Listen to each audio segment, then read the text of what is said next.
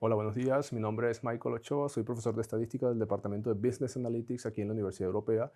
Y pues hoy voy a presentar a Rafael Fernández Campos, quien es un Chief Data Officer de mucha trayectoria y de mucho impacto en el área bancaria. Pues Rafael, bienvenido. La idea de esta entrevista pues, es compartir un poco algunas preguntas sobre tu trayectoria, sobre tu experiencia y pues, sobre todo sobre los consejos que nos puedes dar a los estudiantes que nosotros formamos aquí para que tengan mayores posibilidades a la hora de ingresar en el mundo laboral, ¿vale?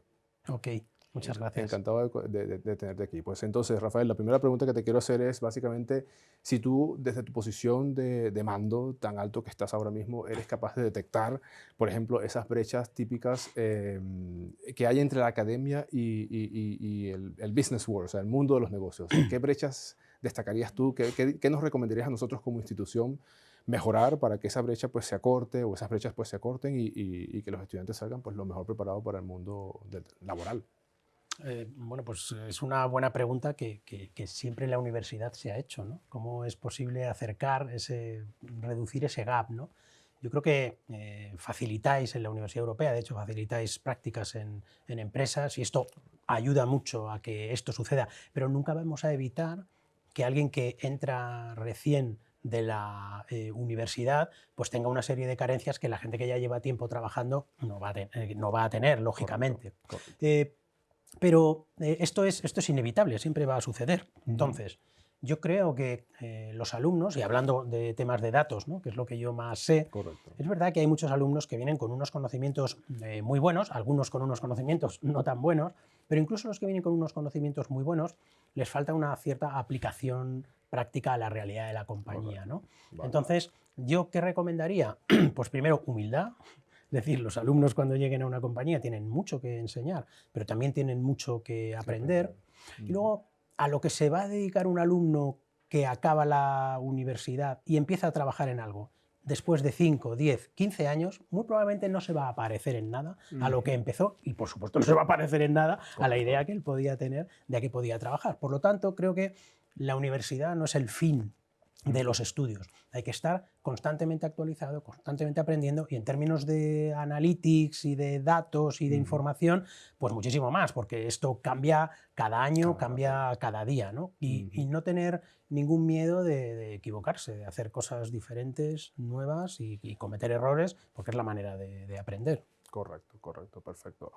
Pues Rafael, y en cuanto a los perfiles y a las habilidades técnicas y también no técnicas que ustedes, por ejemplo, esperan o tienen expectativas de los chavales que egresan de las universidades, pues, ¿qué nos puedes comentar al respecto? O sea, en cuanto a habilidades técnicas en concreto y tal, o sea, ¿qué nos puedes decir?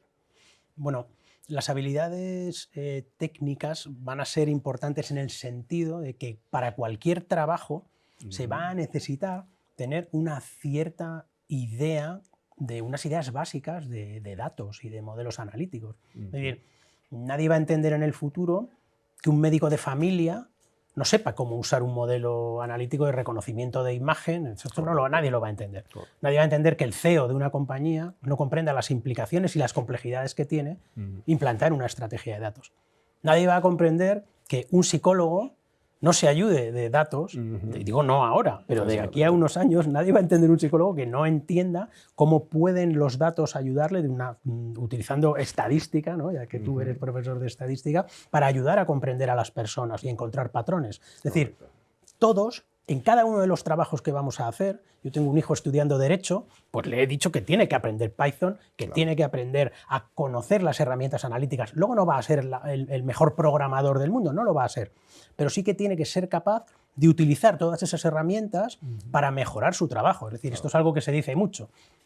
No es que la IA, mi hijo que va a ser abogado, no es que la IA vaya a sustituir el trabajo de mi hijo, pero otro que sepa utilizar la IA en su Sí lo favor va a hacer. sí va a sustituir a mi Claro, hijo, sí ¿no? que lo va a Por hacer. eso yo creo que hay que perder el miedo, utilizar, ahora con el boom de la IA generativa, que lo que hace al final es reduce el gap entre los que saben mucho Correcto. técnicamente y los que Correcto. sabemos menos técnicamente. Hay que utilizarla y hay que servirse de ella y hay que comprender los riesgos, por supuesto, y las inexactitudes e ineficiencias que tiene. Exactamente, correcto.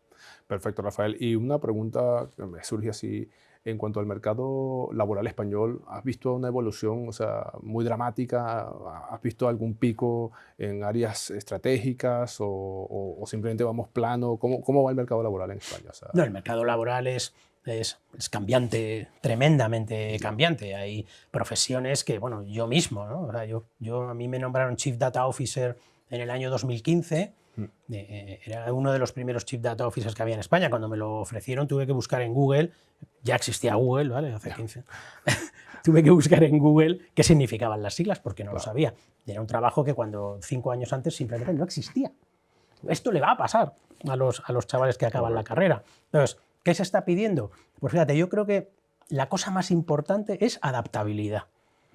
Alguien que sea capaz de adaptarse a lo nuevo que va a venir, porque lo nuevo que va a venir, en lo que van a acabar trabajando todos estos chavales que nos estaban escuchando antes, todo en lo que van a acabar trabajando no existe todavía. correcto. Por lo tanto, van a tener que tener unas capacidades no solamente de adaptabilidad, sino, digamos, de curiosidad. Es decir, el hambre de aprender cosas nuevas, Correcto. ese para mí es el principal skill que van a necesitar nosotros ya, pero muchísimo más los chavales que recién comienzan su carrera profesional. Correcto, perfecto. Y por supuesto que esto nos lleva a una pregunta que es crucial y que tú creo que lo dominas muy bien. O sea, ¿cuáles son los principales desafíos éticos a los que nos enfrentamos hoy en día y que ves en el futuro? Bien sea por la convergencia de tecnologías como la IA, o bien sea por exceso de curiosidad de un estudiante determinado, o como lo quieras enfocar, pero ¿cuáles son los principales desafíos éticos que tú puedes, digamos, ver desde ahora?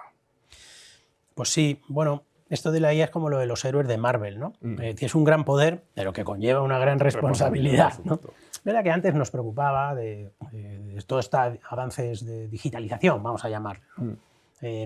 Nos preocupaba, pues al principio, los hackers que nos podían robar la información, tal. Luego nos preocupaba y empezamos a ver cómo la privacidad era importante, porque todos los que iniciamos Facebook, por ejemplo, yo que entré en Facebook, justo recién salió en España, pues ahí, vamos, compartíamos datos, pero a manos llenas, ¿no?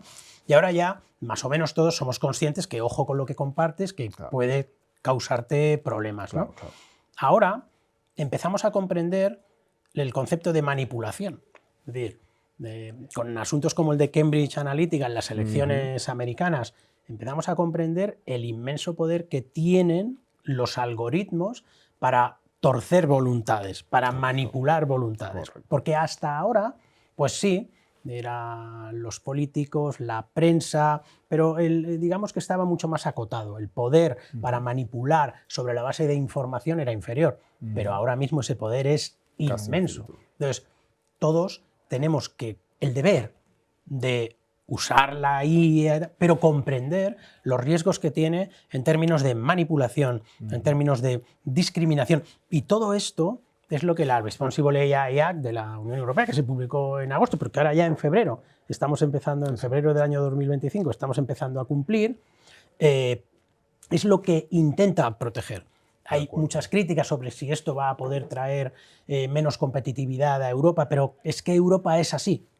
Europa protege los derechos de las personas y esta legislación va en ese sentido. En ese sentido, vale, perfecto. Y para ir cerrando, Rafael, esta pregunta sí que es difícil, o sea, tendría que pensar una pregunta difícil para ti, pero ¿cómo dibujaríamos un roadmap para una persona que quiera iniciarse en el tema de datos? O sea, ¿por dónde empezar? ¿Qué datos? O sea, ¿qué hacer? ¿Cuáles serían los primeros pasos a dar en ese mundillo de los datos? Bueno, pues mira, yo primero empezaría por probarlo todo.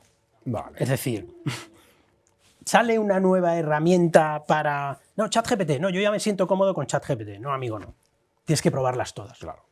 Prueba Perplexity, porque te va a dar otra imagen diferente de tal. No, yo es que ya tengo DALL-E. Vale, DALL-E, bien, lo has probado. No, pero es que tienes que... O sea, probarlo todo. Probarlo todo, porque te va a abrir la mente y te va a abrir el apetito hacia el siguiente paso, que es cuando ya has generado ese hambre, ese apetito, esa curiosidad, tienes que estudiar un lenguaje de programación. Vale. No hace falta que seas el mayor experto, pero sí porque eso te va a amueblar la cabeza de la manera como los algoritmos funcionan. A lo mejor no es necesario que sepas hacer un RAG para modelos de lenguaje natural que optimice, no, pero cuando tú estudias un lenguaje de programación, sea este el que sea, empiezas a comprender cómo funciona la ingesta, cómo funciona esa transformación, cómo funcionan los prompting, o sea, es decir, las instrucciones que le tienes que dar a la IA, ¿no? Ahora con la IA generativa, porque cuando empiezas a hacer prueba y error, prueba y error, prueba y error con el prompting, empiezas a comprender cómo está funcionando ese modelo, ¿no? Y luego, hombre, comprende la estrategia de negocio de tu compañía y dices, no, pero para datos tengo que... Sí, para datos es fundamental comprender el propósito de todo lo que haces, porque luego vas a poder enganchar todos estos conocimientos que vas a necesitar para ayudar a tu compañía, y lo que te va a hacer es que va a relanzar tu carrera profesional. Porque un buen matemático, que hay muy pocos, pero un buen matemático que no sale de sus modelos no va a alcanzar la misma posición en su carrera profesional que un buen matemático, o a lo mejor un matemático un poco peor, pero que es capaz de persuadir a la gente de que eso es importante hacer, de aunar voluntades para mirar y liderar hacia un objetivo común. O sea, esta serie de soft skills son probablemente mucho más importantes que alcanzar un nivel de proficiency súper elevado en una matemática concreta. Correcto. Vale, pues en principio, muchísimas gracias por haber venido hoy a la cita, Rafael. Estamos súper encantados de tenerte aquí y ojalá pues que se repita la ocasión. Por mi parte, pues nada, agradecerte a ti, a todo el equipo organizativo y a toda la organización de la Universidad Europea por la oportunidad. ¿Vale? Muchísimas gracias. Gracias. Hasta luego.